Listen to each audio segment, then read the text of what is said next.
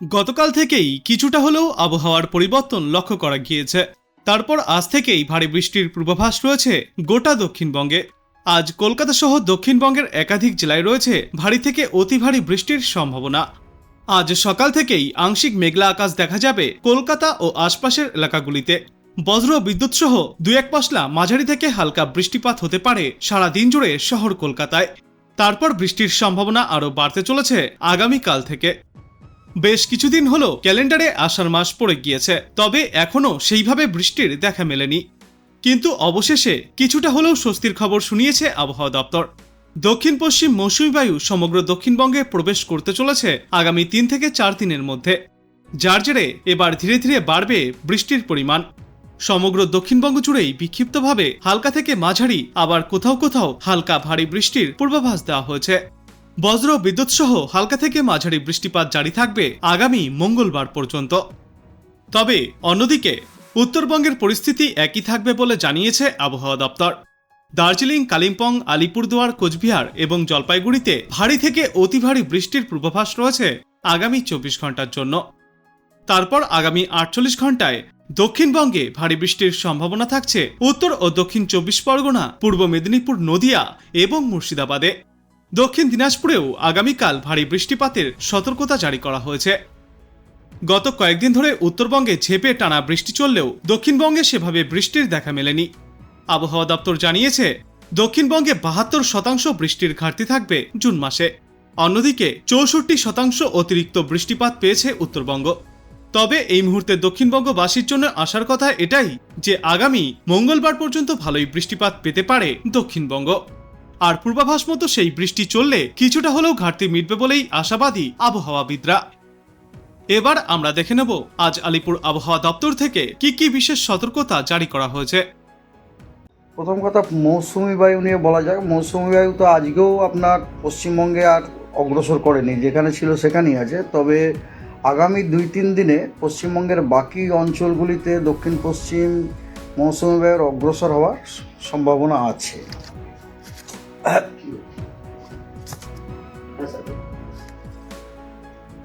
আর একটা synoptic সিচুয়েশনও favourable আছে, সেটা হচ্ছে কি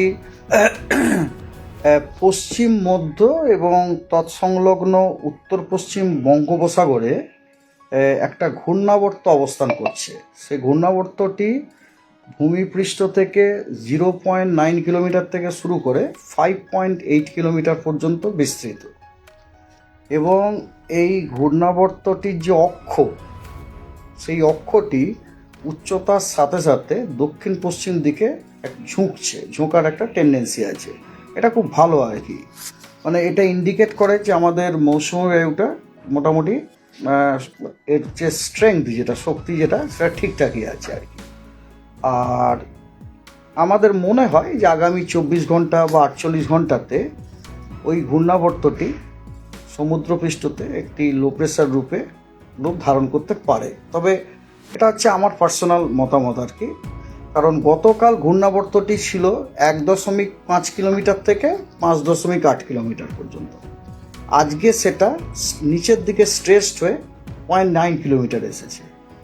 তো সেই তারই কন্টিনিউয়েশনে আমরা আশা করছি যে হয়তো আগামী 24 ঘন্টাতে বা 48 ঘন্টাতে ওইটি সমুদ্রপৃষ্ঠতে একটি low pressure area, that is মানে নিম্নচাপ অঞ্চল রূপে দেখা যেতে পারে। হ্যাঁ, এবং সেক্ষেত্রে তার জন্য এলাকাতে আপনার বৃষ্টিপাত হওয়ার সম্ভাবনা। তো এই গেল আপনার মৌসুমী বায়ুর ব্যাপার এবং তার সংলগ্ন, তার সাথে আপনার অ্যাসোসিয়েটেড ওয়েদার। এবারে ডে টু ডে যে ওয়েদার ফোরকাস্টিং, তাতেও আপনার কথা হচ্ছে পশ্চিমবঙ্গের সব জেলাতেই প্রায় বৃষ্টিপাতের সম্ভাবনা প্রায় প্রতিদিন দেখা হচ্ছে। ফর এক্সাম্পল ধরুন, আজকে উত্তরবঙ্গে আপনার 5টি যে উত্তরের জেলা আছে, দার্জিলিং, কালিম্পং, জলপাইগুড়ি, আলিপুরদুয়ার এবং কালিম্পং, কোচবিহার, সেখানে আপনার অত্যন্ত ওয়াইড স্প্রেড রেনফল হওয়ার সম্ভাবনা আছে। এবং নর্থ বেঙ্গলের বাকি জেলাগুলিতে ফেয়ারলি ওয়াইড স্প্রেড হওয়ার সম্ভাবনা আছে। আর সাউথ বেঙ্গলে আপনার মুর্শিদাবাদ, নদিয়া, 2টি 24 পরগনা, কলকাতা এবং 2টি মেদিনীপুরে আজকে ফেয়ারলি ওয়াইড স্প্রেড রেনফল হওয়ার সম্ভাবনা আছে। এবং সাউথ বেঙ্গলের অন্যান্য জেলাগুলিতে কিন্তু স্ক্যাটার রেনফল হওয়ার সম্ভাবনা আছে। আগামীকাল এবং 29 তারিখ এবং আগামীকাল যে হচ্ছে আপনার 5টি যে উত্তরের জেলা যেগুলি একটু আগে বলো, সেগুলোতে সবই আপনার হোয়াইট স্প্রেড রেনফল হওয়ার সম্ভাবনা আছে।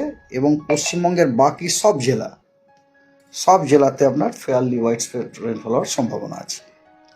29 এবং 30 দুই দিনই পশ্চিমবঙ্গের সব জেলাতেই হোয়াইট স্প্রেড রেনফল হওয়ার সম্ভাবনা আছে। 29-30 দুদিনই। আর 1 জুলাই, 2 জুলাই, 3 জুলাইতে নর্থ বেঙ্গলের সব জেলাতে হোয়াইট স্প্রেড রেনফল হওয়ার সম্ভাবনা আছে এবং সাউথ বেঙ্গলে বীরভূম, মুর্শিদাবাদ, নদিয়া এবং নর্থ 24 পরগনাতে আপনার হোয়াইট স্প্রেড রেনফল হওয়ার সম্ভাবনা আছে এবং সাউথ বেঙ্গলের বাকি সব জেলাতে ফেয়ারলি হোয়াইট স্প্রেড রেনফল হওয়ার সম্ভাবনা আছে। এই সপ্তাহে আমরা এরপরে আসুন ওয়েদারের যে ওয়ার্নিং। আজকে ভারী বৃষ্টির ওয়ার্নিং দেওয়া হয়েছে দার্জিলিং, কালিম্পং, জলপাইগুড়ি, আলিপুরদুয়ার এবং কোচবিহারে, এবং বজ্রবিদ্যুৎ সহ বৃষ্টি এবং তার সাথে 30 থেকে 40 কিলোমিটার প্রতি ঘন্টায় ঝোড়ো হাওয়ার বাকি সব জেলাগুলিতে দেওয়া হয়েছে। বাকি সব জেলা বলতে আমি পশ্চিমবঙ্গের সব জেলাই বলছি, এবং তার সাথে জলপাইগুড়িও বলা হচ্ছে। 28 তারিখে ভারী বৃষ্টির সতর্কবার্তা দেওয়া হয়েছে। এই সতর্কবার্তাগুলো সবই কিন্তু হলুদ। ভারী বৃষ্টির সতর্কবার্তা দেওয়া হয়েছে উত্তরের ওই 5টি জেলাতে এবং তার সাথে সাথে 2টি মেদিনীপুর এবং দক্ষিণ 24 পরগনাতে, এবং দক্ষিণবঙ্গের সব জেলাতে বজ্রবিদ্যুৎ সহ বৃষ্টি, তার সাথে 30 থেকে 40 কিলোমিটার গতিবেগে প্রিমনসুন থান্ডারস্টর্ম হওয়ার সম্ভাবনা আছে। 29 তারিখে ভারী বৃষ্টির সতর্কবার্তা দেওয়া হয়েছে জলপাইগুড়ি, আলিপুরদুয়ার, কোচবিহার, দক্ষিণ এবং উত্তর দিনাজপুরে, পুরুলিয়া, পূর্ব এবং পশ্চিম বর্ধমান, হুগলি, পূর্ব এবং পশ্চিম মেদিনীপুর, ঝাড়গ্রাম এবং দক্ষিণ 24 পরগনাতে ভারী বৃষ্টির সতর্কবার্তা দেওয়া হয়েছে হলুদ। আর 30 তারিখে উত্তরবঙ্গের সব জেলাতেই ভারী বৃষ্টি দেওয়া হয়েছে এবং দক্ষিণবঙ্গে বীরভূম, মুর্শিদাবাদ এবং নদিয়াতে ভারী বৃষ্টির সম্ভাবনা দেওয়া হয়েছে।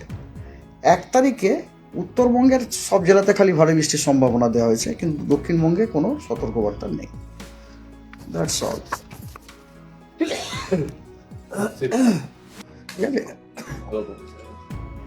বৃষ্টিটা এবার ধীরে ধীরে বাড়বে।